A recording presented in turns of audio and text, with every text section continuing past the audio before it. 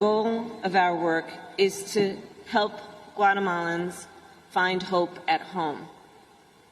At the same time, I want to be clear to folks in this region who are thinking about making that dangerous trek to the United States-Mexico border.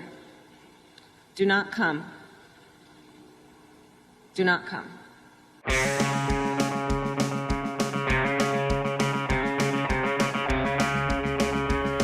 The United States will continue to enforce our laws and secure our border.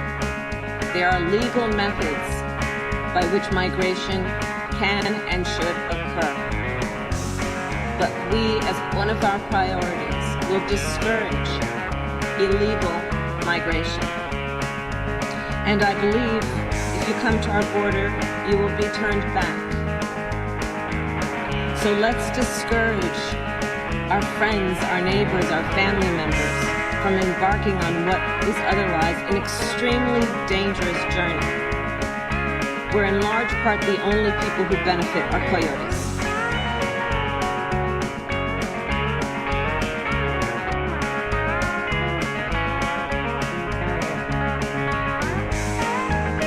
Welcome, welcome, welcome, everybody, to this episode 23 of Left Reckoning, where we say, Peru Libre. Ilhan Omar is right and is good. Plenty of other things to feed your need for good left-wing content in these dark, dark times. We got some victories to celebrate today. I'm very excited to do that. We're also going to be joined very soon by a longtime friend of ours, Joshua Kahn Russell, to talk about another really exciting piece of news, along with how we can prepare ourselves emotionally and spiritually and mentally for the long run ahead of us. But before we get to all of that, I'm joined as always by my good friend Matt Leck. How are you doing today, brother? I am annoyed at politics today, David. That's a new one. Yeah, exactly. It's a new feeling for me, but actually it's very, it's a feeling I felt before. I'm having a little bit of a deja vu moment because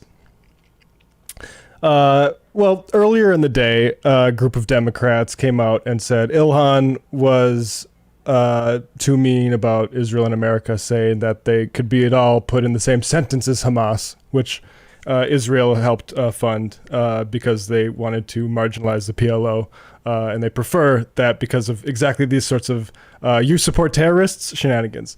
And so if you recall, last time the Democrats wanted to roll out a big democracy bill, H.R. 1, under Trump.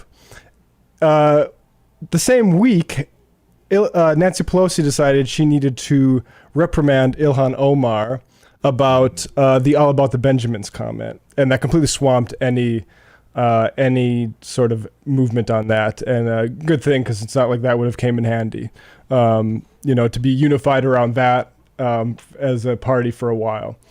And so fast forward to the Biden administration and realizing we're not going to get any sort of democracy reform protections or anything because Joe Manchin doesn't want to be part of the efforts.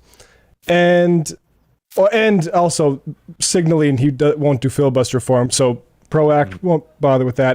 Really, any major structural legislation not going to be done. So what did the Democrats decide to do?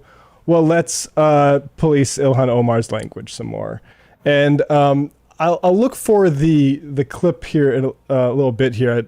I have a little bit of technical issue with the video computer, but I mean, so there's another point to be made, which is that Betsy McCollum, a representative in St. Paul, Minnesota, has actually very similar statements, almost identical. Because let's not pretend Ilhan's really out there lobbing bombs, right? What she said was completely the nature. No, in fact, I don't mean to cut you off, but Yep. in fact, I remember when she first made that statement, seeing people, on like the anti-imperialist left being angry at Ilhan for how like muted her comments were, and actually were angry at her for equivocating Hamas with the United States or Precisely, Israel. right? You have people criticized from the left saying, why are you even bringing up Hamas? Because really the force of violence is clearly just the battle. If you just fucking weighed the bombs and munitions, right? And never mind like the deaths, which also tell the exact same story. That's a very good point. And so Ilhan said a point that has been going around, which is where do Palestinians get accountability for these actions? And Secretary of State Blinken is like, well, America and Israel, just go to them. And the absurdity of that is just obvious on its face. And I just want to add to that, specifically about the justice system in Israel, particularly for people who are in, occupied territories. You have conviction rates there that hover, in the upper 90%, right? Like 98%, 99%, meaning that like if you get accused of a crime, you're very likely going to be, sentenced. Even worse than that, the backlog of this court system is so bad. And because people are typically held until they have their trial date, that most people, just because they know it's going to be quicker to just, plead guilty in advance rather than go to trial. Because if they wait for trial, they're going to have to be waiting sometimes as many, as like 3-5 years to be able to have their date in court, right? This is not a court system that anybody should uphold as, as a system of functioning democracy or rule of law or anything like that. This is something that's very much imposed to continue the apartheid system against Palestinian people.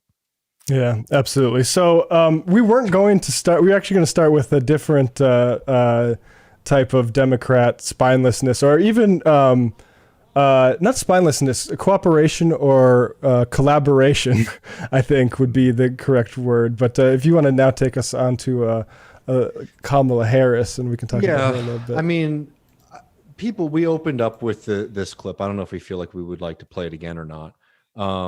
But don't come. Do not come. People have seen this already.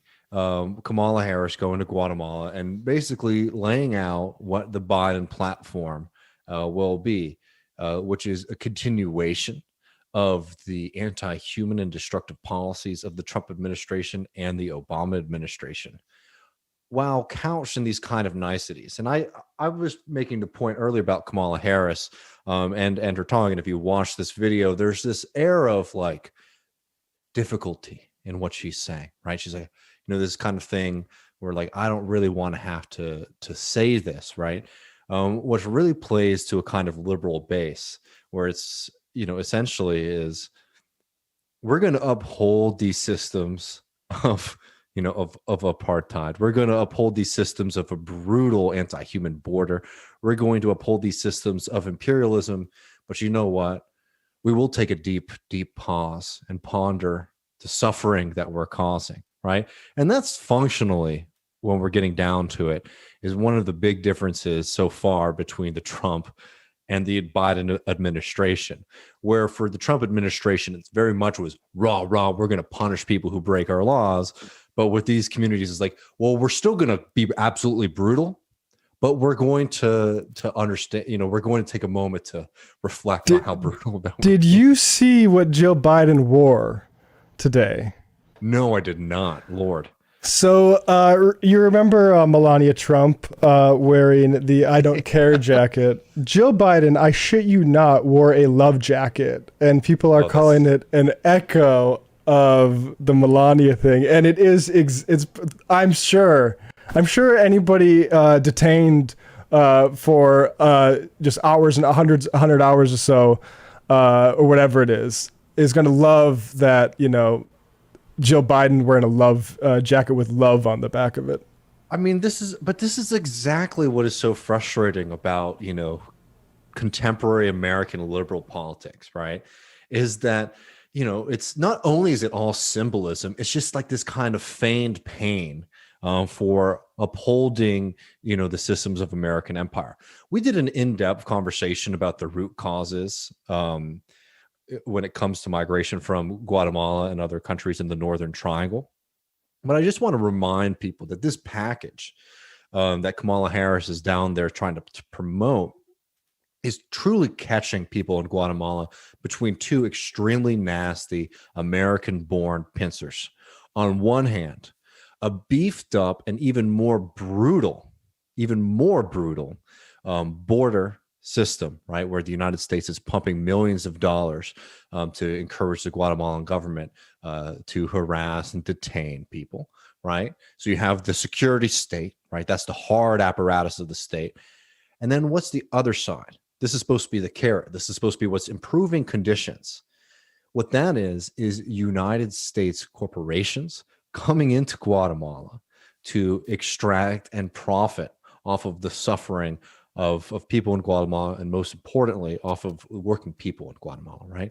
We're talking about organizations like Nestle, which is not a nice, sweet, happy organization. This is an organization that has fully committed itself not only to profit as a religion, but to profit in its most extreme sense, preventing people from having access to water, to natural resources in their community. Nestle is not some. All capitalist corporations are bad, but Nestle is like to an extreme. Yeah, right. They're not just trying to help your Easter out. Yeah, so making this argument that like, we're going to create economic opportunity for people by using corporations that are set up to extract capital from that part of the world and bring that back into the United States is absolutely despicable and disgusting, right? And I'm sure that this conversation, that this delivery that Kamala Harris put together was workshop time and time again. And I'm telling you, it's very cold comfort when you are being pillaged and then harassed, right? To have the people who are behind that system to sit there and have a little bit of pause to think about it. Yeah. And if we have time, I wanted to compare it because I want to make this point. That the way that people use this, if you have that Ted Cruz thing, got it. It's going to infuriate me. But you have to recognize when we're trying to build our different kind of political vision from what the Democrats offer, and certainly from what the Republicans offer, is that all of the suffering and the blood and the death and the despair that goes into maintaining this system is just a damn political football for these people, right? And we're going to show Ted Cruz being extremely cynical about the border in a second.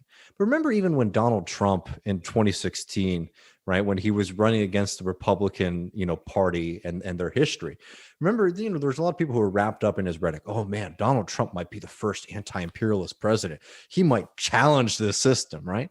Well, it was very easy for Trump to do that when Obama was the president, right? Because he could say, or when he was running against people like Jeb Bush and ghouls like Marco Rubio, right? He could make this point. But the second that Trump was, in the driver's seat, of course, he not only continued those systems, but he doubled down on them. And the point here is to understand that rhetoric is really damn cheap. And both of these parties are very well versed in appealing to our basic humanity on these questions, because I would go far as to wager that most Americans don't want to see this kind of brutality to maintain, American hegemony, right? They don't want to see this kind of brutality to maintain the profits of the few. And what both the Republican and the Democratic Party do is tap into that disgust when they're the party out of power. Right. Yeah. Emails. What about their emails? Here's this Ted Cruz clip. Here's a tweet from her in 2017 in which she said, "Say it loud, say it clear. Everyone is welcome here. Hashtag no ban, no wall." And then this is what she said to NPR in March of 2019. I disagree with any policy that would turn America's back on people who are fleeing harm. I frankly believe that it is contrary to everything that we have symbolically and actually said we stand for. And yesterday she was there and she tried to say, just to parse that rhetoric a little bit, symbolically and actually said we stand for, which, kind of not a whole, That's all. We're all in the symbolic realm there, but anyway. Do not come. You will be turned away. Let's get your take this morning, Senator. Well, I got to say that video of her saying "do not come," it seemed a little bit like a hostage video. She was reading the words, but everything she has said, everything Joe Biden has said, and more importantly, everything Joe and Kamala have done, have sent exactly the opposite message. We've seen in the 5 months they've been in office an absolute disaster unfolding at the border. You may remember a couple of months ago, I brought 19 senators down to the Rio Grande Valley to see firsthand what was happening. We are seeing hundreds of thousands of people crossing illegally, the highest rate of illegal immigration in 20 years. We're seeing little children being brought in by human traffickers, thrown in cages. You know, for 4 years, the media went on and on and on about kids in cages, kids in cages. What they never told you is Barack Obama built the cages, and now Joe Biden and Kamala Harris have built more cages. They're bigger and they're more full. And in that entire interview, what you don't hear is any willingness to fix the problem. They can fix the problem tomorrow, and they can fix the problem by ending catch and release. But it's despicable, the hypocrisy is clear to almost anybody with a brain, right? That Ted Cruz being worked up about the cages today is disgusting after spending 4 years, promoting them and celebrating Donald Trump's, actions at the border. The real point here is one to understand that this empire is built on this kind of terror, right? And if you want to run it, you have to manage that system, right? We don't want to run it. We want to break it. And remember that these people's rhetoric is so cynical. This is sort of like an additional point here, but there's something that I see sometimes from leftists or people who consider themselves to be on the left. They get wrapped up in this right-wing shit whenever a right-winger like Ted Cruz or Donald Trump or whomever makes a criticism of like neoliberal imperialist Democrats, right? To somehow make it seem like, oh, these guys could be our allies. This is a cynical ploy here from a master manipulator, from a guy, you can see it in his face. He spent his entire life trying to manipulate and trick people, right? Do not be fooled by any of this stuff for a second. Recognize that this empire is built on these systems and that we want to break from it. And that means breaking from both of these systems, both of these parties, and try and do something radically different. Yeah, I mean, the thing, like Ted Cruz, the solutions there just affirmatively make this problem worse. Like, yeah, go ahead. I'm just saying, like, it's frustrating when I see people sometimes think that, oh, if Fox News or some kind of right-wing, person is making criticisms of imperialism, that means that things have actually shifted and they're brave. It's like, no, they're out of power. Yeah, exactly. It's people, and it's somehow people convincing themselves that bipartisanship by a different name is possible. And it's like, no, like even the Democrats that say they're for good things, like this is the lesson we're learning all over the world. It's like not from a movement, you shouldn't trust them. And even if they are, you should keep an eye on them, right? Like politics, once you get in there, is very difficult. So there's all these issues that politicians feel they need to speak to. And because it's a propaganda vehicle, basically, like Ted Cruz can get out there. Ted Cruz knows people like us will be provoked into like talking about him using those types of words. That's why they try to reappropriate this stuff all the time. But fundamentally, the Democrats agree that nothing's really changed from Biden to Trump. What the only thing that's really changed is what the Republicans said, the idea like Biden isn't presenting hard enough against this. And that's essentially what Cruz is saying there. He's not talking about eradicating anything like that. He's saying that they're not being firm enough on the border. But, yeah. And the Democrats, I think, agree. I think publicly they don't, but I think like publicly they agree basically. And I think that's a huge fight. And I think like the useful thing about having a Democrats have to own this now is at least they don't get to sit there. Kamala Harris no longer says like gets to fundraise. Those emails are going to more real people who are saying the real shit still. Let's plug a little bit, and then we got Joshua Kahn Russell making his inaugural Left Reckoning appearance. Yeah, well, thanks everybody so much who's been supporting the show. I mean, we're at episode 23 and we couldn't be here without you. If you're interested in supporting the show and the work, you can join us at patreon.com/leftreckoning. You not only get this show, you get the post game where we have a lot of fun, take questions and things of that nature. And you also get an extra episode each week. Earlier on Monday, Matt and I watched a very good but difficult interview or debate between Leo Panich and two capitalists, where I think we had a really great discussion. Also learned a lot from Panich. We do deep dives into left-wing thinkers. We're going to do more of that. That was fun. I like watching stuff like that. I think we're going to do some more debate stuff. I know that we have a Michael Parenti JFK documentary or conversation that we are going to be watching soon. People are clamoring for that. Interesting. I just got into people always ask for my JFK takes, and my take will not be as good as the take, but it's on the same lines as the take presented by this is just another plug in the midst of our plug at Corpse in Orbit. The podcast is called Death is Just Around the Corner. I've went through 4 out of 5 episodes in the last couple of days, and it's interesting. People should expose themselves to that history. But yeah, go on. Parenti on JFK will definitely get on that. Like when it comes to JFK stuff, I like to sit in the passenger seat and let Matt drive. So I'm looking. Well, I was in the passenger seat and enjoying it, and it feels familiar, but way more detailed than when you're a passenger, you can see things a little bit better. It's focusing on the road. We got that, and we got some exciting stuff coming up next month. I know we're for sure going to be doing one of these deep dives into Eugene Debs. That's going to be a very great conversation. We'll announce the guest soon, but he's a real one, and much, much more. And also, one of the big goals of this show, especially now that things hopefully look like they might be opening up more, from this pandemic, is to be able to take this a little bit more on the road, is to be able to use this platform as a jumping off point to, support more and more people to cover what's happening in their communities, places, especially that aren't just like New York City and LA, right?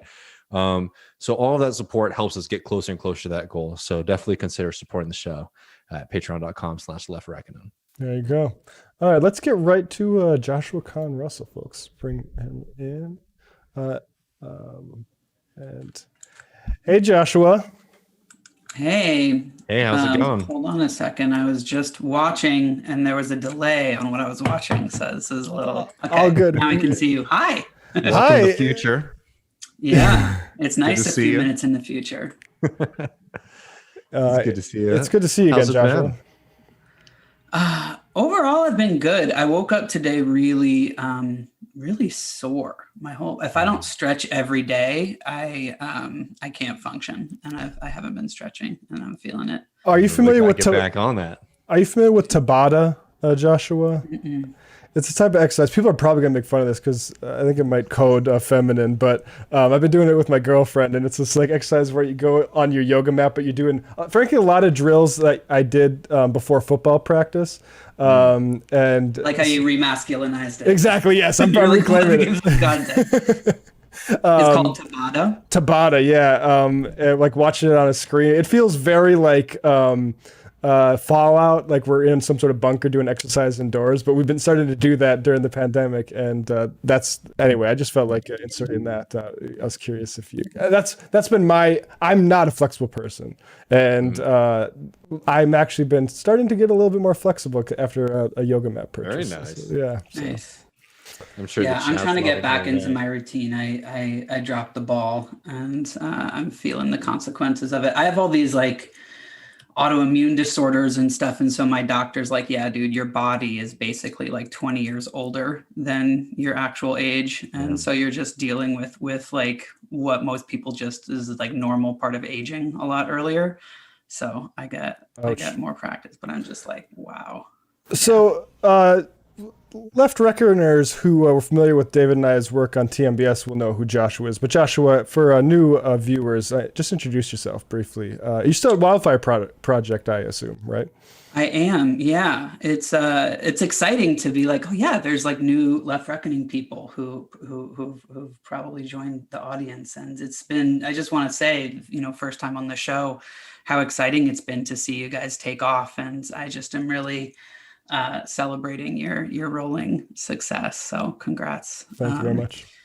Yeah, my background. So I've spent most of my life as an organizer. Since the 90s, I've been an activist. My background was mostly in building what became the climate justice movement, but doing a lot of multi-sectoral organizing between mostly like labor, indigenous solidarity, climate change.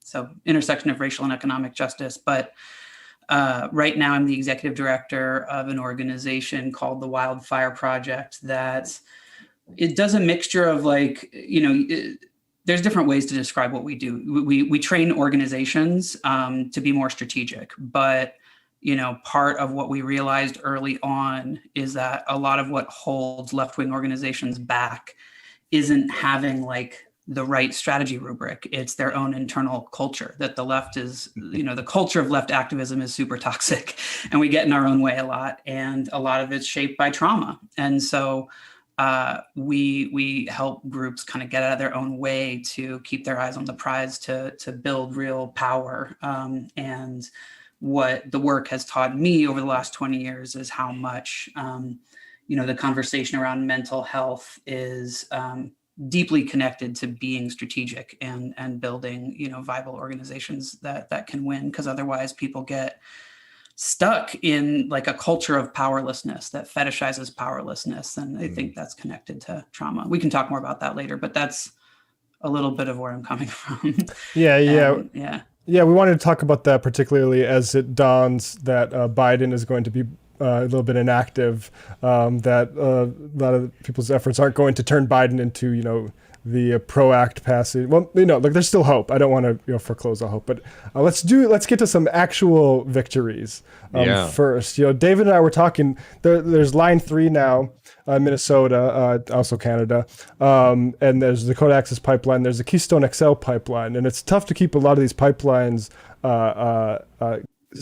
separate. But personify KeystoneXL and why particularly the activists that you were part of were able to kill it.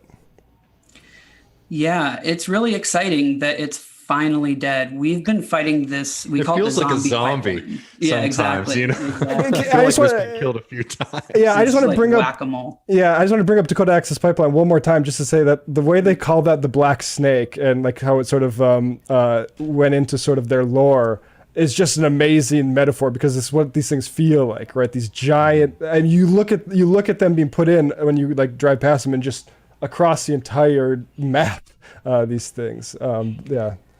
It's hard to understate the scale of this. It's the Keystone XL pipeline that was proposed was going to be 1,500 miles of pipeline from Alberta, Canada to the Gulf Coast, right? And it was going to move 800,000 barrels of crude oil a day. And this is oil that comes from what's known as the tar sands. And so it's not just like, you drill an oil well and suck the oil out of the ground. It's locked into this stuff called bitumen. It requires like 4 times as much water, and you have to burn natural gas just in order to extract it. You have to destroy intact rainforest, temperate rainforests up in Canada.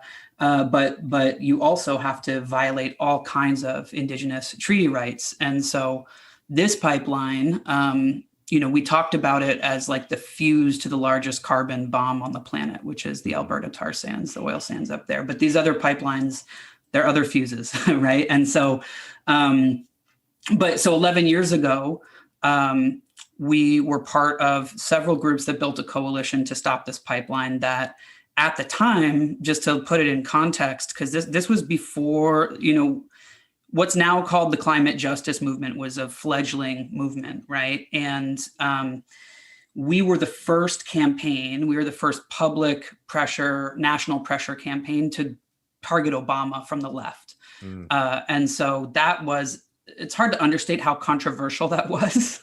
We basically were like, we can organize Obama's own base against him on this issue, because we were like, his base is either already, so this is 11 years ago now.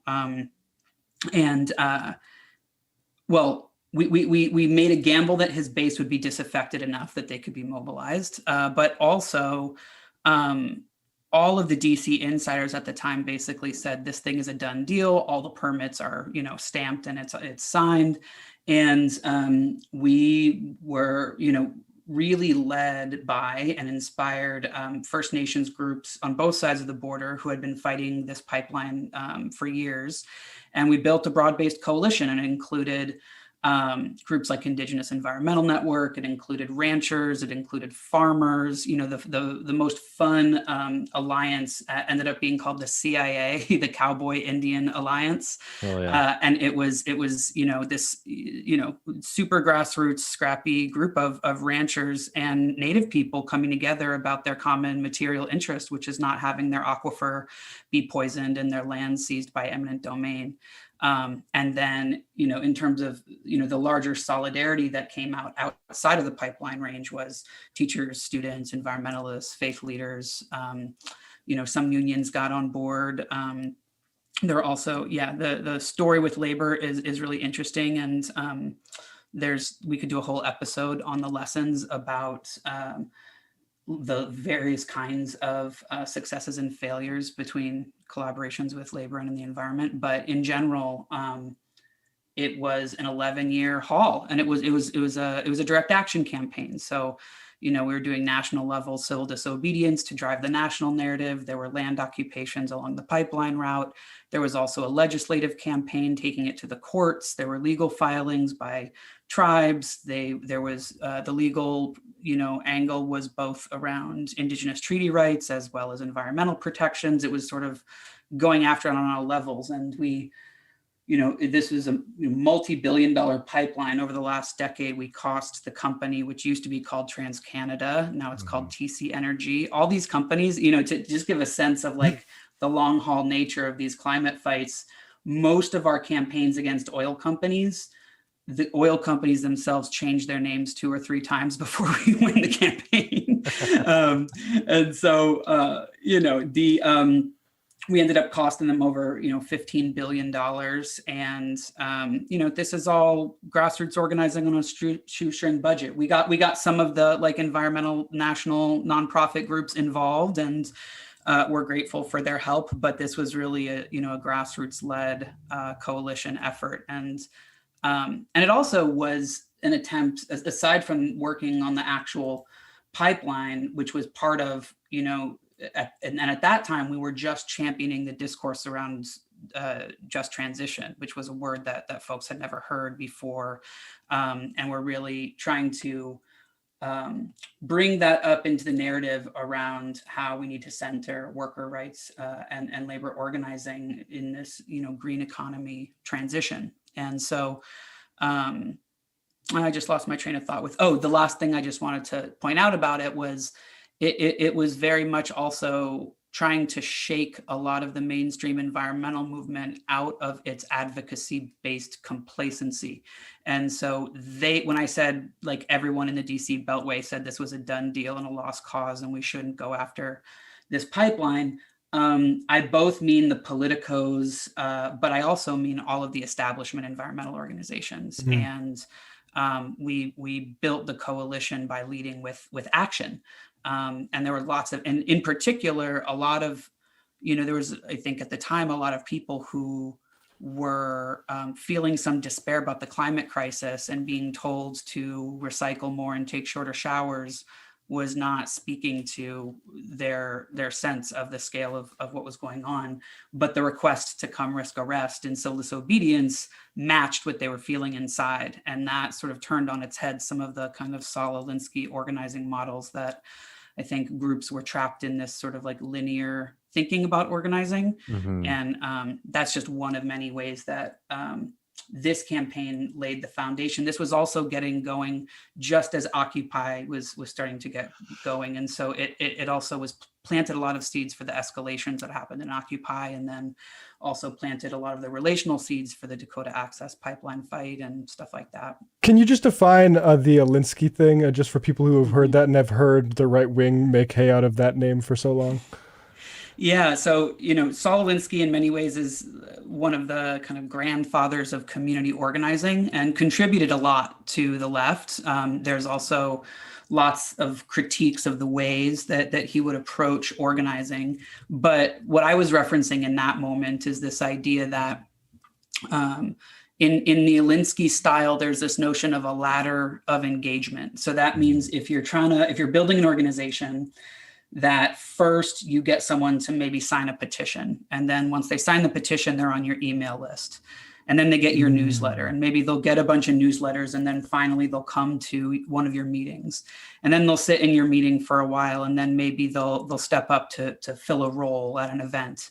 And then after that, maybe they'll facilitate a meeting, and then maybe, you give people more and more responsibility and ramp it up from there, and they become more and more committed until they're a leader, basically. So it's, climbing up the ladder. Which makes sense in some contexts, but in this kind of context where people are fighting for their lives, it's, you can leapfrog the whole ladder, and you don't need to. And so that's a tactical critique, right? And so, I come out of a movement that sometimes fetishizes direct action and civil disobedience and confuses it with a strategy. And I also have a critique of that, but I do think it's worth celebrating the exponential ways you can escalate using direct action as a way to build momentum from a tactical level, as long as you don't get too lost in the romance of it. And yeah. I was just going to say the mechanism, I think, is what's so interesting here, and what you stressed, how much money you cost the company. Andreas Malm has a book out, How to Blow Up a Pipeline, and this is the way to do it, right? Like, it's actually like setting fire to a pipeline wherever the fuck wouldn't be great because environmentally it'd be horrible. You go to jail or whatever. And also, if it's still profitable, they'll just put another one right next to it, right? Like, but if you can make it too costly for them to do that business, that's where the money is, I guess, to pardon the pun. But yeah, can you just talk about that a little bit? Yeah, I mean, a lot of these pipeline fights, which, to be clear, I don't think we've figured out the formula. I don't think the solution to climate change is individually defeating pipelines one by one. We're going to need a broader, major shift in, especially because there's such a shift in like oil strategy right now. Like we're going through a period right now where the way that we're producing fossil fuels is changing because the profitability of them is changing a lot, right? Yeah, like here, yeah, I mean, I'm just saying, like, we've seen because I don't know, like, there's a period we were worried about like peak oil, right? And now it's like almost like the opposite problem. It's like there's so much oil that oil is too cheap. Even for like, I'm talking about like if I was an oil company, right? It's like too cheap to even drill, right? So like you have to always be prepared to, I don't know, there is, I'm sorry, I didn't mean to cut you off, but it's just like, you can't just have like, here's the one model, because the dynamics have shifted so much even in this past 11 years as to how they're producing and distributing oil. Yeah, exactly. Well, and they're scraping the bottom of the barrel. There's another pun of like the technology that they have now is to do, this hugely invasive fracking or, like strip mining, gigantic swaths of lands to do tar sands oil or deep sea oil drilling in the coast. This is all fossil fuels that previously didn't feel there was a cost burden, and now the technology is there that they can extract it a lot cheaper. And so under the current conditions, making it too costly for them to operate is a grassroots strategy that you can, affect regardless of the balance of forces in government. And so a lot of these successful pipeline fights, including KeystoneXL, like I said, so there's like a legal aspect of it. There's an advocacy aspect of it. There's the kind of direct action that is about basically publicity. It's like you do a dramatic action to get media and change the narrative. And then there's the kind of direct action that is material, that you're actually having an economic consequence to the company. And then there's also the kind of divestment approaches of going after the sources of funding, which is, pressuring the banks that fund these projects, that once you change the public narrative about the projects, you make them controversial, right? Then the banks don't want to be associated with them, right? Because it's basically, and so then you can pressure the banks through direct action for them to change their funding portfolio. And that's what's happening. So right now, for example, the Line 3 fight, just this week, 2,000 water protectors arrived in northern Minnesota. And that's following a similar pathway where the primary strategy is around Native American treaty violations. But the grassroots direct action route is So first, there was a shutdown of an active construction Enbridge pumping station that about 175 people got arrested. It was called a Treaty People Gathering, and that it was like pretty hardcore. That it's just happened a couple of days ago. People poured concrete in the barricades. You can see video of it, a unicorn riot, if you want to look that up. But people were tied down to machines. They occupied offices. And it's the longest that project had been stopped so far. And even when you shut it down for, I think the barricade lasted 29 to 30 hours, that's a significant economic consequence to the company. And then at the same time, there was another action that established an occupation near where the pipeline would cross the Mississippi headwaters. And so that started a 4-day ceremony, which I think we're on day 3 of now, that's being held by local organizers. And so it remains to be seen what happens next. But ultimately, the organizers that I speak to think the win will be in the legal treaty rights fight.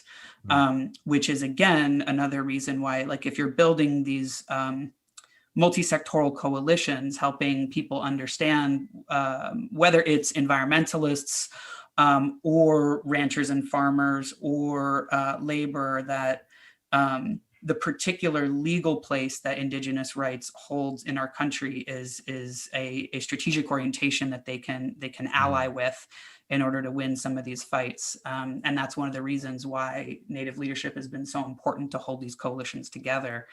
But we'll see. It's also, worth saying it's just the beginning of the summer. Like, resistance is turning up in Minnesota. And there are, and not just in Minnesota, oh my gosh, I'm blanking on the other state that's throwing down right now. Does Nevada have a lithium mine thing going on? I don't know about that one. I need to look into it, but I put that on a note for later. But I believe there's some lithium stuff going on in Nevada. But yeah, I think that, was there another pipeline? Yeah, it's in, I think, Montana, where there's people are throwing down in Montana. And, and it's also worth saying that, like, most of these victories are rural, that are happening, whether they're, north or south of the border. It really is, it breaks down the left-right or the perception of the left-right binaries, right? It's often, and it's often these relationships between landowners, whether they're ranchers or farmers, and various kinds of people who depend on the land. Yeah.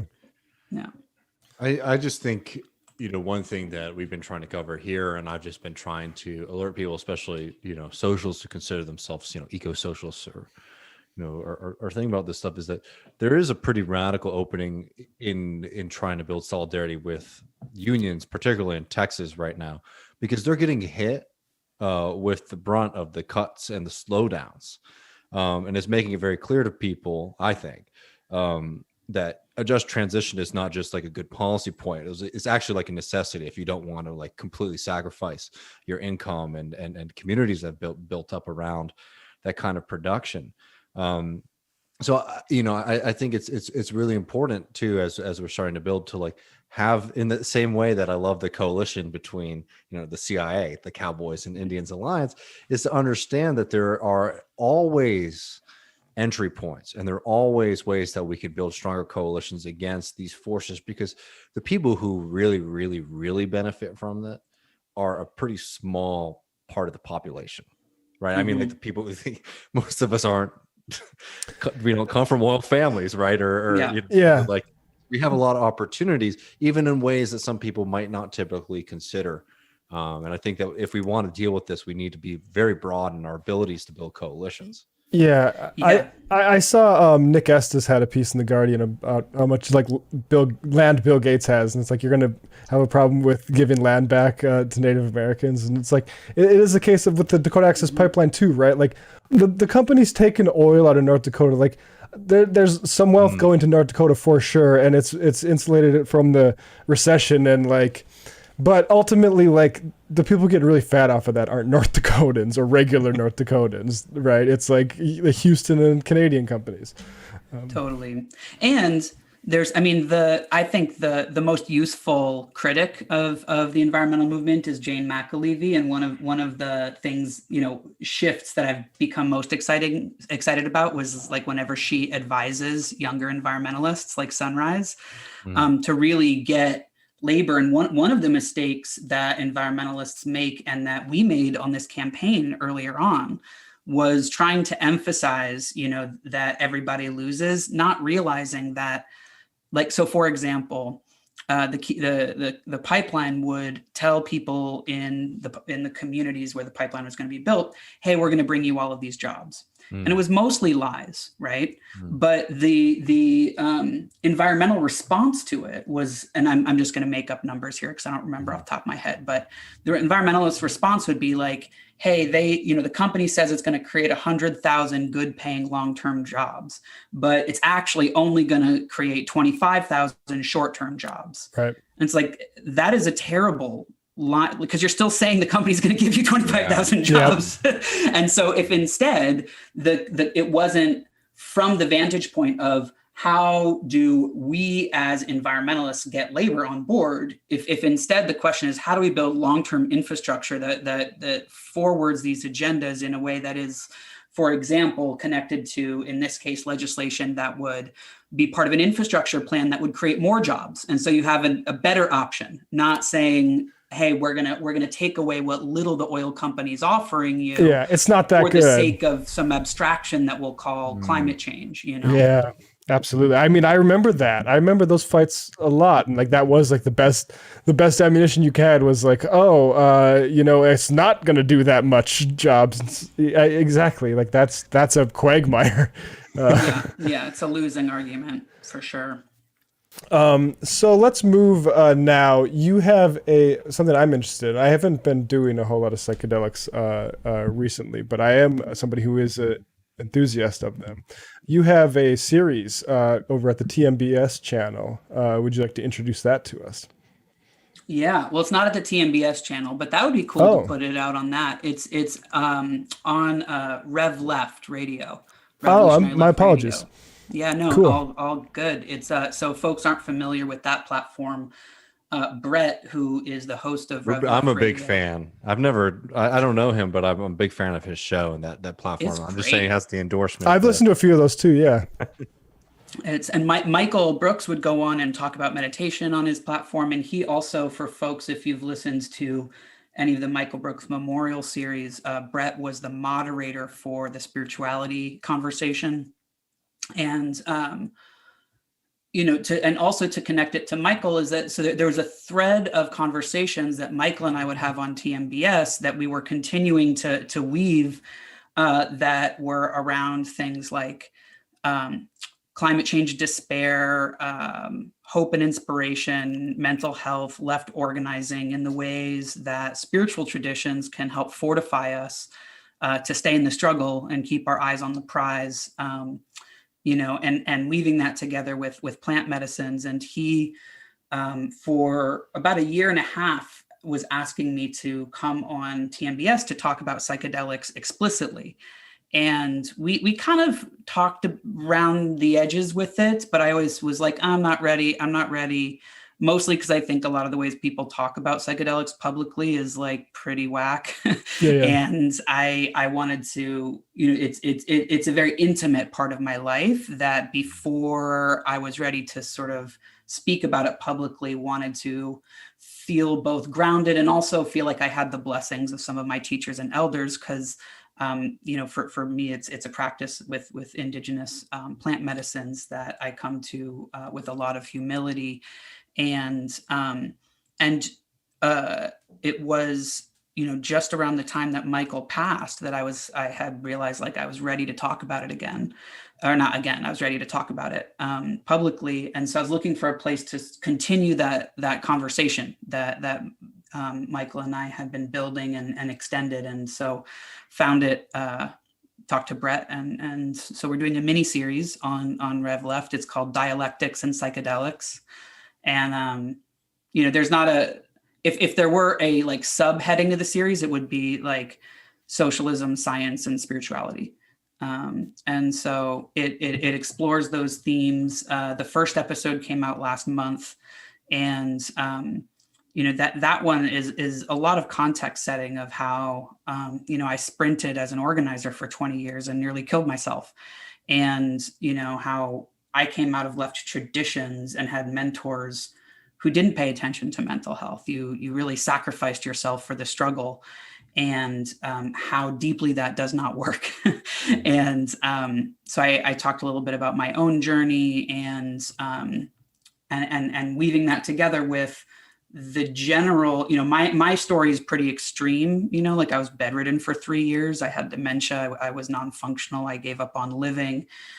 Western medicine had completely failed me.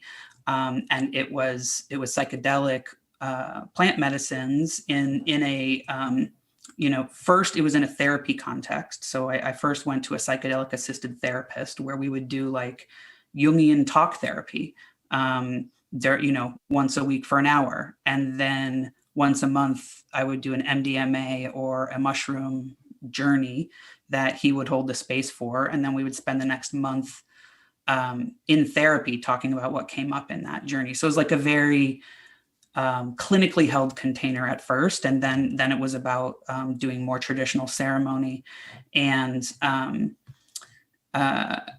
that even for people who don't have such an extreme kind of crashing and burning like I did, my hope with the series is also to help people in this moment of just extreme alienation and overwhelm of the way that we're all so individuated in this society, experiencing this overwhelm of information about how much the planet is collapsing. What does it mean to live in this stage of the fall of an empire? What does it mean to live in this stage of the collapse of the ecosystems that support life on this planet? What does it mean to be alive at this stage of late stage capitalism, and support people through the mental health epidemic that we're experiencing in this society, but not to do it in a way that is individualized, but instead supportive of people getting engaged in social movements to find meaning through collective action. And so that's like, an antidote to the like neoliberal self-care narrative, so that's what it's about. That's interesting. I mean, my experience, just for those who aren't maybe familiar with psychedelics, mine has been pretty blessed. I've done mushrooms twice and then acid like 4 or 5 times. All experiences kind of similar, actually. I don't even know if the mushrooms were first and earlier, so a little bit beforehand. But the experience I felt was always great. I was always ready to like. And when I've done it in New York, I've always basically like gravitated towards Times Square because I just wanted to see the world. And I don't hesitate to call the sort of feeling of refreshedness I've got from all those experiences like spiritual at all. And I know people, particularly with what's going on in the world, it is bad vibes. And if you're afraid of all the stuff about, bad trips and stuff, take it with somebody who's experienced, I think is the simplest advice. But don't be, I don't think, super worried about it, because I at least my experiences have been great with it. And David, you had a touchstone. Was there a country musician or something that... I was just saying I'd love to have Sturgill Simpson on sometime to talk about... I don't know if people are familiar with Sturgill Simpson's music, but he's one of my favorite contemporary country music artists, and he has some really phenomenal songs about, taking psychedelics that aren't like, no offense to, I won't name any bands, getting them worked up, but like, they're not kind of like trivial in a way that a lot of musicians who like sing about them are. It's actually like very sweet and interesting. And even as somebody like myself who doesn't really have too much of an interest in that kind of stuff, I can appreciate it and love it, especially through like his music and his songs about it. I think they're fucking awesome. They're they're table thumper songs. You know what I mean? You need to send me some of these. For sure. I'm surprised that I'll send them to you, man. He's got some great stuff. He's got I totally want to listen. Oh yeah, I'll send them all to y'all. He's got, because he not only has them on his first album, Meta Modern Sounds and Country Music, which is just a great hit record in my opinion. It's very fun. It's trippy. I hate to use that word, but it is very interesting and creative in the way that he's using the sound. But he also just this past year put out a bunch of his original albums, including that one, purely bluegrass because he's from Kentucky, which they're badass too. So it's fun to be able to listen to them in two different, like one very like electronic and a lot of like morphing of sound, things like that, and one just pure guitar. There you go. Things like that. That's dope. That's dope. And he's a legend too. He's been on the Trillbillies a few times. Wow. Yeah. Holy smokes. I just wanted to build on what you were saying earlier, Matt, which is just that, so that there's this narrative in our culture of the idea of a bad trip. And I don't really like that framing. Definitely people can have bad experiences for sure, but and different psychedelic plant medicines are different, and they do different things. But one of the things they do in general is they lift your barriers to perception, and you have to face yourself inside. And not everyone's ready for that. And one of the things that they can do is make you need to face your trauma. And so you might experience something that is difficult emotionally. And if you're not with an experienced person, or you're not in a safe place and you resist that, then it can become nightmarish. Right. And so when people have my perspective now, and again, I'm not an expert, but I've been a student of these medicines, not just like a recreational user, but on a pretty rigorous path for about 8 years now of what I've learned is that if you're in a setting that allows your ego to relax, right, where you're safe, where there's like because like when people take these like recreationally, like if you go to a concert and you take mushrooms, and no judgment of that, if people want to do that, that's great, but there's a part of your brain that needs to stay on to protect yourself so that you don't get like attacked in the bathroom. You have to interact with other people. You have to like have that part of your egoic mind functioning. But if you're alone in your bedroom with a blindfold on, that part of your brain can relax. And when that happens, there's a lot more healing that is opened up to you. And when you have a good guide, you don't need to be afraid of what's difficult. And in fact, a lot of the emotional and physical maladies of our society happen from us repressing stuff that we don't want to deal with. And so then as a result, we like numb out and we'll get drunk or smoke weed or whatever in order to not feel the pain, rather than face it so that we can feel it and let it go. And so if you're like down to sign up for that, then psychedelics is a good option. If I think people who have bad experiences maybe don't realize that might be a thing that can happen, and they think they're just going to see fun colors because they listened to a Joe Rogan podcast and thought they'd go on an adventure or something. I mean, just to sidebar on that sucks that's people's guides into this stuff on a mass scale, but maybe a conversation for another day. Or maybe we just need to blow up your Rev Left series, and we can save some people. Well, if it goes well, I might turn it into like an actual podcast. I might do my own podcast. I mean, I'm kind of dipping my toe in here, and so we'll see. So this is going to be 5 episodes, but and it's going to be equal parts, politics as it is talking about, these compounds and these medicines.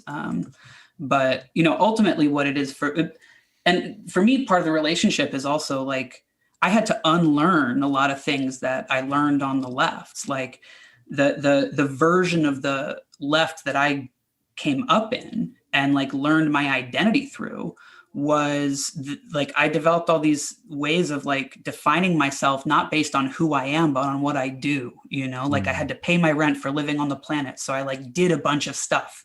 Yeah. And that's why when I got sick and I stopped being able to do a bunch of stuff, I was like, who am I? And I didn't have anything to fall back on. I didn't have an inherent sense of dignity to define myself based on something deeper than the latest direct action campaign I was a part of or whatever. Right.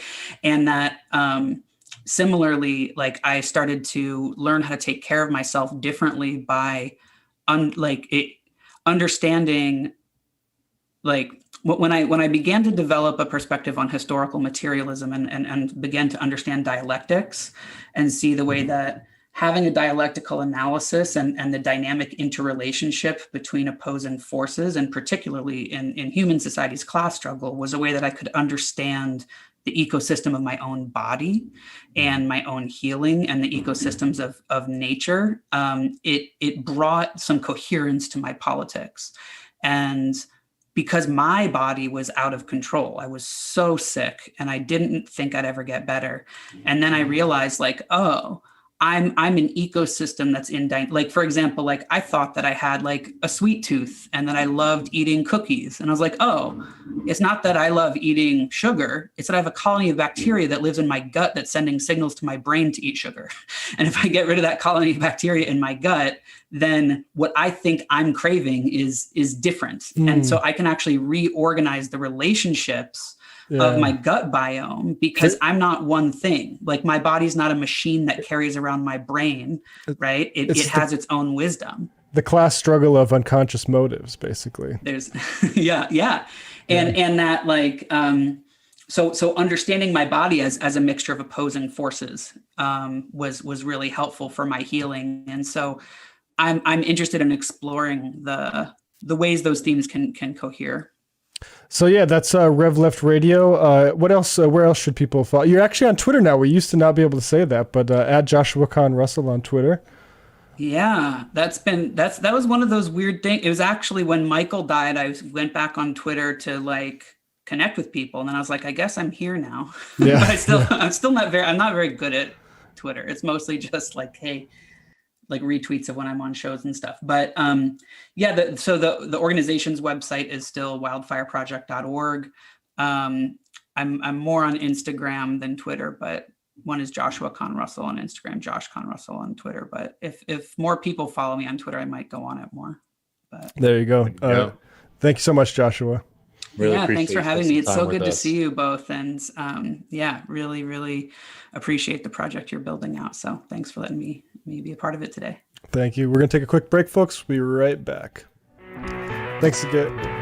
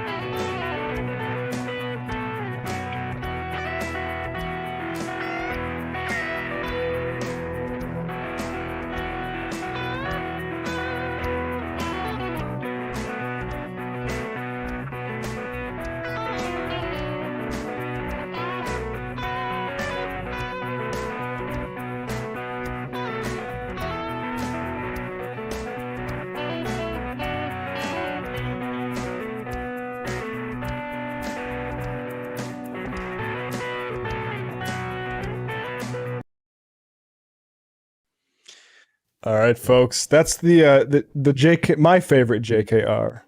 Yeah. As opposed to J.K. Rowling. I saw somebody put that in the chat, and I've never noticed the same initials there. But yeah, Joshua's great. Shit. Yeah, no, Joshua is great. Joshua's good, a great guest and a great friend too. Very lucky to have him around. And he sent me such a nice gift a few months ago, original Ring of Fire Johnny Cash record, which is really nice. Gosh. Yeah. Wow. Music's important, man. And like it's really nice. Like, I'm not, this is just us, just talking. It's really nice to be able to hold stuff. I mean, I love having like the incredible library I get digitally, like being able to hold a piece. I don't know, it makes it feel like a little bit more close to you when you're putting something on the player, CD. Well, yeah, I mean, especially the rise in awareness we have that we don't own any of this music or anything like that, right? I got a record player for Christmas, and I've only got one record so far because it's fucking hard to find these things. They don't sell them online very easily. And New York actually has. I got like Austin's. Not to do it, but like Austin has a great record scene, as you could imagine. Yeah. New York actually really sucks. I know there are places that are great there, but I've found them. It's not very populated. Yeah. There's some great record stores in New York and in Brooklyn, but like it's not like I can go. There's like 15 around me that I can think of. Right. And same. I think Minneapolis, unless it's changed, but Minneapolis is like that too. Like big, like Walmart sized places with just records. Still, I think real estate you can't really do that in New York, but. I think that's probably it because it's a lot. Yeah. Anyway, we got some stuff to talk about. We got some really exciting news. We want to celebrate Peru for a little bit and sort of put that in context because there's some really exciting opportunities and some funny crocodile tears from like financial press and rich people. But before we get to that, we don't have a name for this style of segment, but Matt and I obviously want to use as much time on these shows just to point people to what's going on with labor struggles in this country because they're important. And I want to start. Should we start with the Smithfield story? Or should we start with what's going on in Alabama? Let's start with Alabama. I don't know if you have the video here, but I'll play it right now. Matt and I obviously have been trying to cover as much as possible the fight at Warrior Met. It's still ongoing.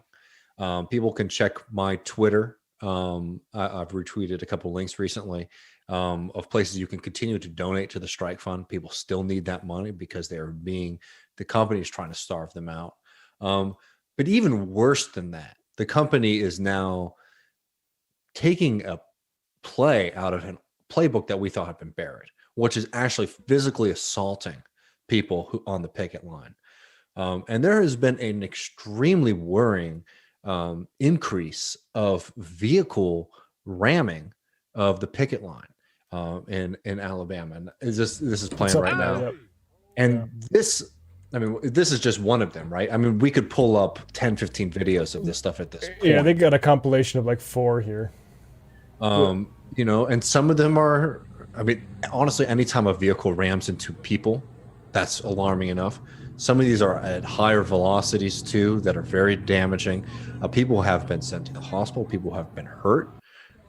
And there has been crickets from even local media, but certainly national media on this. And it's not something that we can let the company get away with. It's already disgusting enough that they're sending in these scabs that it seems very, very likely, though has been proven, are polluting the community. But this kind of like aggression is despicable. I don't know if you have it prepared. I can just read it myself. If not, I sent you a DM a second ago with a statement from the president of UMWA about this, because I think it's worth reading out in full and just remind people this fight is not over. For one, not to get distracted or off rails, one, this fight is not over. And Jesus Christ, the commitment of people to continue this fight is nothing short of inspiring. Not just the workers themselves on the picket line, but the community, family members, and all the people who have been coming to support people in their fight for fair wages and a decent future is absolutely beautiful. And we need to continue showing that support because they're hoping, our opponents, the company, that people stop paying attention. And that's why I wanted to make sure that we drew attention to this egregious example of violence against people, because they're hoping that we're not paying attention anymore. Exactly, because if they get away with that and people don't make a big stink out of it, then it is successful intimidation. Yes. And do we have this handy? Yeah, I'll put it up right now if you want to read it. And this was tweeted out by Alex Press, who, by the way, has a great show now on Jackman Radio about Amazon. People should check out. Called Prime. But this is a statement from the mine workers from UMWA. It's from the president, Cecil E. Roberts. Warrior Met personnel, either management or non-union workers, have repeatedly struck our members who are engaging in legal picket line activities with their vehicles. We have members in casts. We have members in the hospital. We have members who are concerned about their families and potential violence against them if they come back to the picket line. We have been to court on multiple occasions regarding what we can and cannot do on the picket lines, and our members respect the guidance of the court. Warrior Met seems to believe that this is all right to strike people with cars as they engage in legal protected activity. This is a dangerous course of action that can swiftly lead to events spiraling out of control. That is the last thing anyone should want. I call on Warrior Met to back away from violence and finally come to the bargaining table in good faith, ready to hammer out a fair and reasonable agreement. But if Warrior Met decides to continue inspiring violence on the picket lines, their leadership should understand that UMWA members have been subjected to company violence for 131 years and will not be deterred from seeking a fair contract for them and their families. We are still here, and we will remain here long after those leaders have gone. That's a great statement. And I want to just remind people who might be coming across this video or this story for the first time that what people here are asking for is very simple. The financial conglomerate that has taken over this mine has been making exceptional profit recently. And despite the fact that the workers who have created so much value for the company democratically decided to take a pay cut when times were tough for the mine. They said, we will sacrifice to ensure the security of this mine going forward, right? Now that this company is making money, they are asking that they get a fair contract. Any worker anywhere asking for a fair contract should be listened to and should be understood, and those demands should be met. But in this circumstance, it's extremely clear who the bad actors are. A financial corporation that is pretty much centered in New York City, right, that just came and bought this mine out, is now trying to hold these workers hostage despite the incredible sacrifices that they've made in the past. It's there just really is no ifs, ands, and buts about it. It's very clear, and we have to continue to keep our eyes on it. And let's move to Sioux Falls, South Dakota now. I'm a North Dakota, I was North Dakota born and raised. The Dakotas, at least North Dakota, don't have a huge, and as far as I know, have never had a huge union saturation as far as those industries. So I didn't, the only unionized people I knew growing up were trains, Burlington, Northern Santa Fe stuff. But besides that, I didn't really have a whole lot of experience or exposure to it. But so I was interested to find that this union vote. Let me put this up now. Oh, I forgot to come back to us. Let me come back and maybe reset that. Let me just get the YouTube chat up. Sorry, I got too many things open. Hey folks, let me just reset that.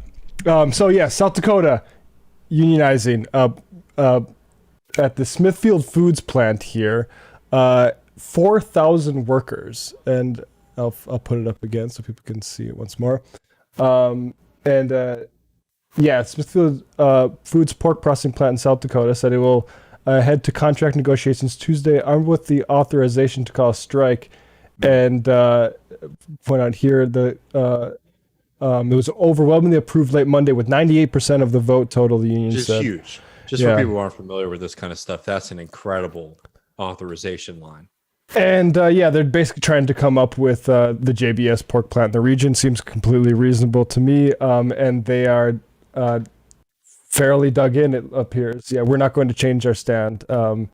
The union is demanding the Smithfield boost its wage offerings in a 4-year contract to match those at the JBS pork plant in the region, as well as make several other concessions on break times and employee health insurance cost. So yeah, shout out to everybody in Sioux Falls. A strike at the plant, which produces roughly 5% of the nation's pork supply, could create ripple effects. So they got leverage here. Anything you want to emphasize about this, David? No, I mean, it's just an exciting moment. I think that, I don't want to be premature on things, but there has been a really exciting mobilization of labor unions and workers across the board in this country, and I'm hoping that continues. Yeah. So all solidarity with them, and like getting 98% to authorize a strike is an incredible turnout, which means they're serious. And I think should remind people that there's a lot of hope and there's a lot of potential for mobilization, even when things can seem a little bit dire politically. Yeah, and it's just interesting to me. Like, I also remember when I was in college, the Kesey cafeteria workers, Kesey in Minnesota University Moorhead, and I forget the parent company, which is the big one, which is it's one of these big, and we've heard them come up, but the cafeteria workers were on strike. Sodexo. Yeah, and I it's the sort of thing where we hear this talk about, should I move someplace to be closer to the political struggle or whatever? It's like, this stuff happens in your backyard all the time. Stuff going on everywhere. Exactly. Go ahead. I mean, I don't know. I can't give anyone life advice. But I literally came back home because I went to New York feeling like, okay, if I want to do this kind of stuff, I felt like I had to go to a place like that. And it's almost a year in New York was fun, and I got to meet Matt and Michael and all these great people. But almost immediately I was like, holy shit, like there's all this stuff happening in Texas and in South Carolina that I would love to be a part of. And I sort of regretted it, and that's why I came back. Yeah. And I was talking to one of my friends where we were on the newspaper staff, and we supported this and we gave it plenty of coverage, but still, like, if I went back there now, I would have been more active in that, right? Like we supported it because that's what, the liberal college, newspaper kids would do, but like didn't consider it part of our struggle in any real way at all. And lo and behold, like you said, I mean, yeah, I stay there, and yeah, all those people, the 98%. Well, let's just shout out the 98%. Those 2%, you got work to do. But yeah, just stay strong, and we got your back. But that's great. Well, before we go to the post game, should we take a little bit of time to celebrate? Yeah, let's do it. Let me pull up some of these. So, folks should be well familiar with, if you're not, incredible turnout and a victory, very slim, but a victory nonetheless for Pedro Castillo in Peru, running a campaign that, in my opinion, was quite radical and inspiring.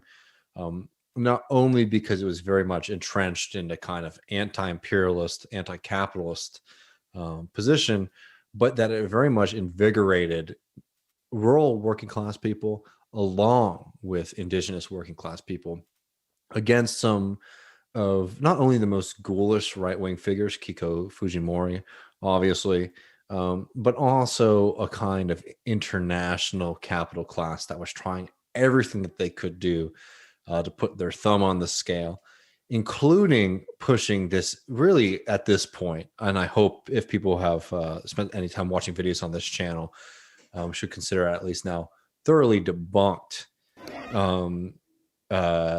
smear campaign against Pedro Castillo that he is, representing some kind of, reactionary but pro-worker alliance.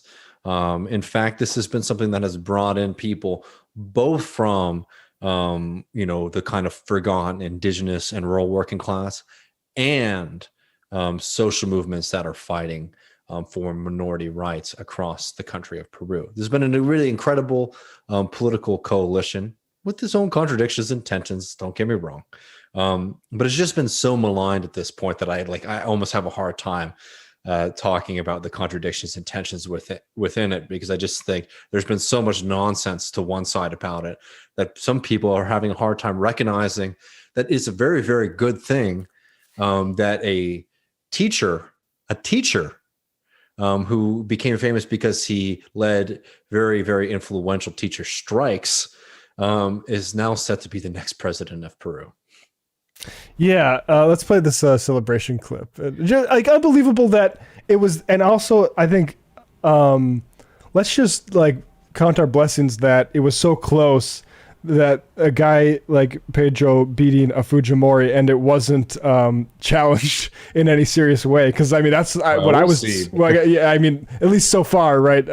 I was expecting. Has there been more talk? Remember how quickly the Evo Morales stuff happened? That's true, that yeah. happened way quicker than anything could come out of this. Yeah. And we'll get to some juicy stuff about his opponent soon too. That might be a big wrench in her plans to try to undermine the reality of this election. Here's the celebration here. Is great.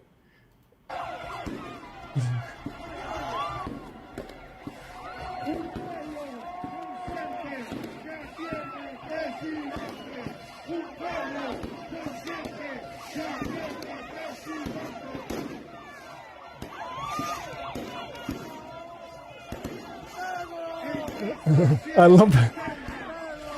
They make you can people see on the side the columns are made into pencils. Pencil, man. Well, that's the thing is like I love this campaign so much, obviously, for who was being motivated and was, a part of this fight, but also this really great example of how much it's important to have a little style. And I think it was great, like the pencil. I mean, that's just great communication, because it's not only do you have the right vehicle for the communication, which is this emoji of a pencil that can click, but you have something that people want to fucking hear, which is that we're going to rewrite the rules to society in a way that is actually not excluding you. And it's it's definitely like it's moved into the top tier emojis of all time, I think, because of the we've done a bunch of videos on this, so I don't want to spend too much time repeating myself. But again, it's so funny to see right-wing pundits making this complaint like, oh my God, he wants to be a dictator because he wants to rewrite the Constitution.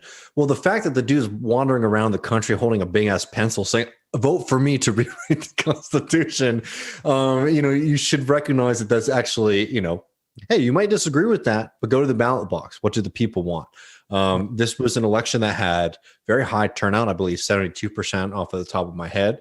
I was very, very happy to see DSA send a delegation there, not only a delegation that was just there seeing what was happening, but was having serious talks with members of Peru Libre, as well as Nuevo Peru, which is the other left-wing party that Pedro Castillo beat out in the initial elections, that ended up joining up with him. This was an incredible political coalition, not just because it looks like it's defeated the right wing, but because it brought in rural Peruvians who have very, very much been left out. A lot of people going into this election thought that Veronica Mendoza was going to be the candidate of the left in the second round. And I'm not even trying to sit here and dog on her in that movement or anything like that, but they didn't come close. But this was also a movement that's very much seen as being a part of the cities, was being a little bit more interested in presenting a kind of cosmopolitan view rather than a class warfare view.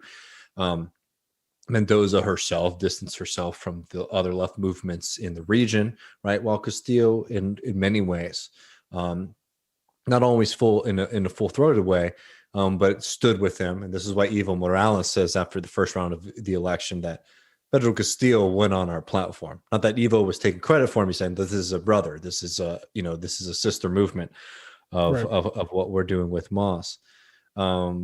And it's absolutely is an exciting move, because not only is there a talk, and the slogan is no poor people in a rich country, which I love. It harkens back to a Michael Parenti line that I love so much, which is like, there aren't rich countries and poor countries. There are poor people and rich people. But it's also very much a campaign that was targeted on a few things, which was fighting for a break of imperialism. So having national sovereignty, against United States meddling, as well as using the vast resources of the country and the economic activity in the country to benefit Peruvians, rather than international corporations that have been extracting wealth for decades upon decades. Yeah, I'm looking for this tweet by I believe a Peruvian leftist I just followed at Rockadamus, but I can't find it. But the tweet was something to the effect of the lawyers in Lima are upset that people in the rural hinterlands or whatever, their votes count the same amount. And I mean, I do think like we're in a moment where, and I've felt this way for a while, like the idea that we have to argue to get the government to intervene in the economy isn't really like, that's not an argument anymore, right? Especially post-COVID, like the government has to fucking do it. And even before COVID, they're escaping the bottom of the barrel. But getting it to do so democratically is the major challenge. And you can look across the world and everyone wants to try basically limit that as much as possible. Especially, I mean, you look domestically here. No, that's that's a phenomenal point. And I want to continue celebrating, but I also just want to give some people, some cold hard, facts, or just a little dose of reality. Don't wipe the smile off your face or anything like that. It's going to be a hard slog. And who knows what this coalition is going to mean in power. They're not coming into power with, a commanding control of all the other avenues of government. And as people who are, fans of this channel, are also people who study the work of Leo Panitch, or fuck's sake, Lenin or Marx, or any real serious socialist thinker, need to understand that, building an alternative to capitalism isn't so much as like just sometimes winning an election. It's an extremely difficult process. It's something that's very possible, but it requires a not only popular program that gets people to vote for you, but mobilizing the vast power that we have as a working class, right? And that's one of the things that they're trying to build in Bolivia, that Lula's, at times has tried to build in Brazil. Is what I'm trying to say is like nothing's going to happen overnight, and there are no promises even that winning an election is going to result in what we want to happen. But obviously, these are the first steps to doing anything.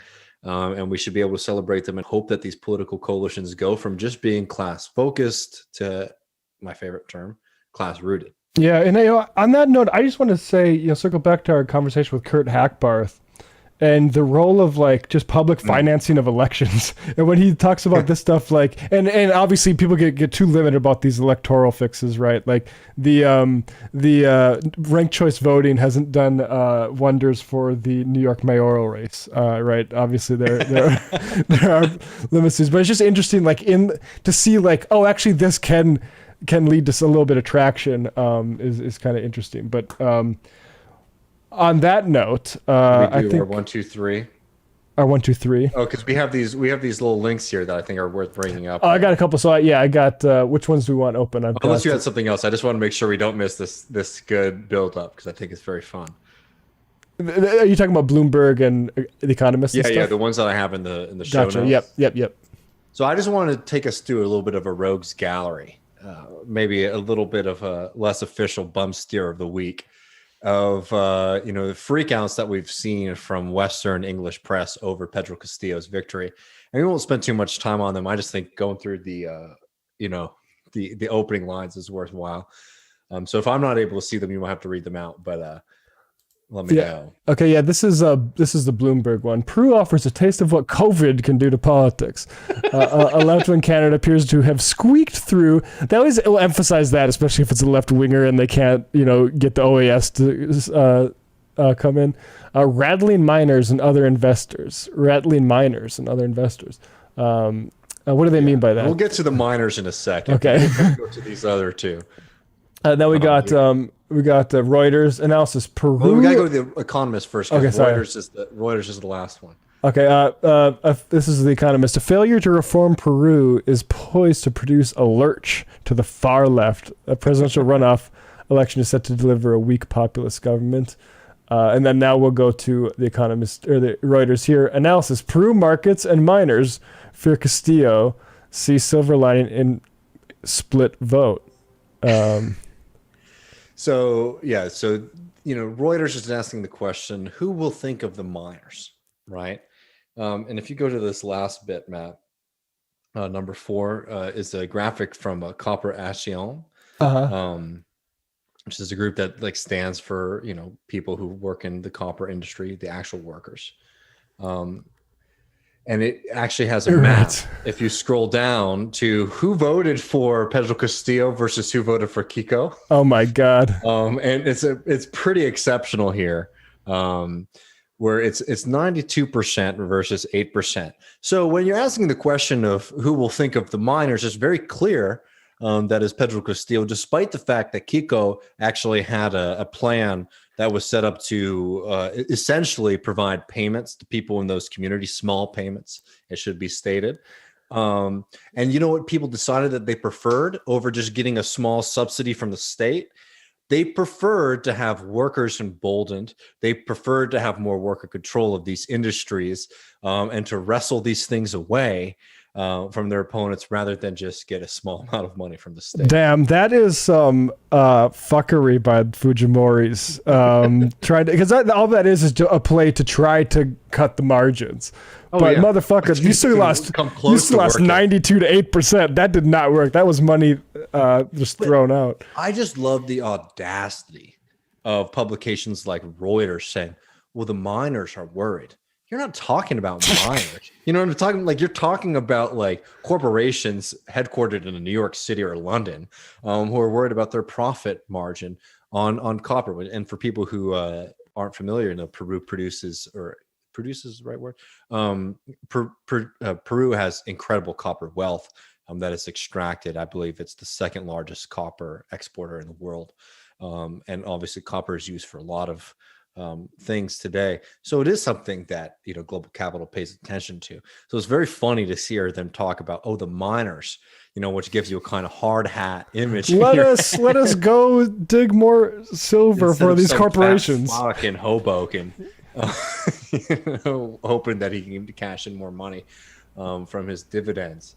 And just last but not least, and I hope people recognize that Matt and I are celebrating this victory because it is a good thing. Kiko has been very, very loudly challenging the results of this election, much like her, favorite person, Donald Trump, with very, very little evidence. And I wish I had it before. It's very funny actually to see some of the ballots that they're claiming were fraudulent, were spoiled.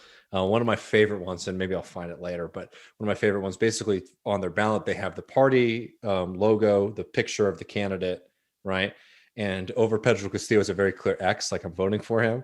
And then over the picture of Kiko, somebody drew jail bars, like lock her up.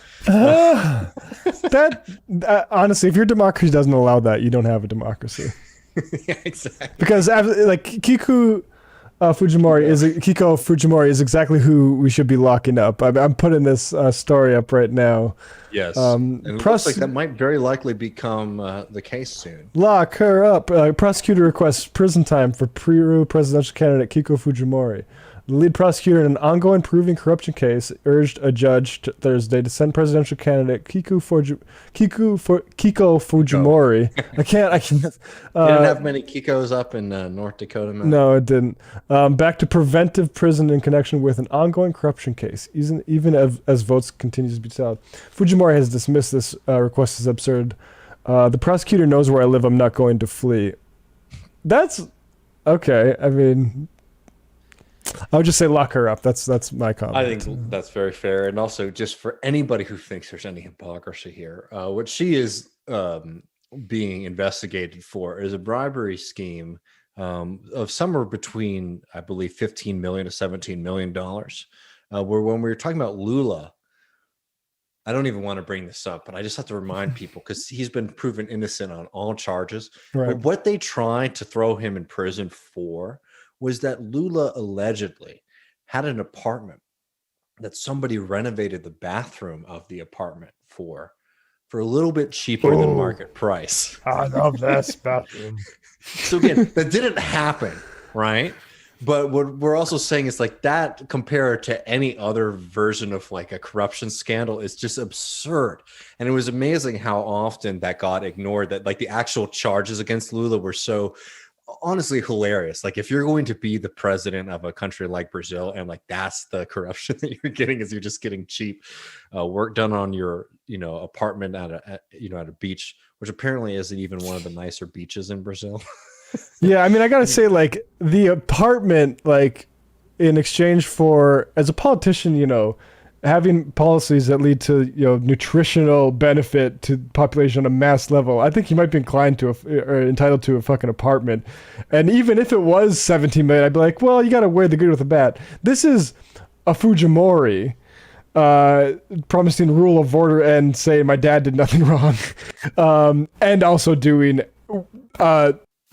again, like you say, and it needs to be part of stress, Lula's not guilty, but even if he was, just vast majority, just to pay just a ocean liner compared to a fishing boat. Yeah. So yeah, lock her up, baby. It's so fun to say that. All right, folks, speaking of lock 'em up, we will be talking about Nayib Bukele, president of El Salvador. He's a Bitcoin bro. And we'll talk about what that means for liberty a little bit. Some people are pretty excited that means that Bitcoin's going to be a serious currency now. I don't think even that's what this has been announced. But anyway, we'll talk about that. We got some other fun stuff. Another guy that says you don't need to read books. You can just read posts. Which is not my strategy, but we'll talk about that. But patreon.com/leftreckoning. We will be live probably a little bit after 10 Eastern, 9 Central Time. Anything you need to say, David? All right. Appreciate all of y'all so much for another great show. All right, see you, folks.